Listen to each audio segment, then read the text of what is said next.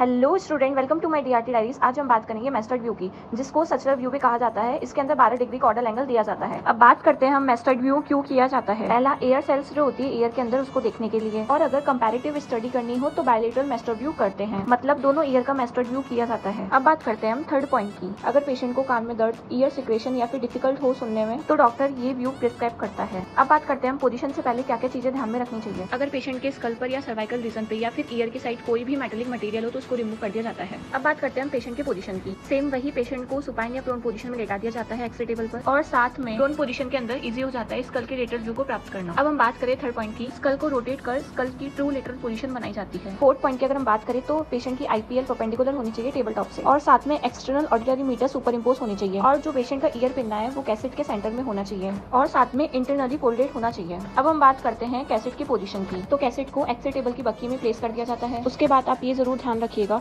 कि पेशेंट के year pin cassette के सेंटर में होने चाहिए। अब बात करते हैं सेंटरिंग की। एक्स-रे बीम की सेंटरिंग पेशेंट के ईयर पिन के टॉप से 1 सेंटीमीटर ऊपर होनी चाहिए, और साथ में 12 डिग्री का कॉर्डल एंगल भी होना चाहिए। कॉर्डल एंगल का मतलब सेंट्रल रे का एंगल होना पेशेंट के पैरों की ओर। पेशेंट की प्रॉपर पोजीशन के बाद ये एक्सपोजर फैक्टर यूज करना होगा। एक्सपोजर के बाद हमें ये इमेज मिलती है। इस इमेज के अंदर मेस्टॉइड सेल्स फिल्म के पास क्लियरली दिखाई दे रहे हैं, और साथ में टेम्पोमैंडिबुलर जॉइंट भी हमें दिखाई दे रहा है। तो इस तरह से आपका मेस्टर्ड व्यू होता है। If you have any doubt then please comment and support me for such shorts video and share my video as much as possible. Thank you.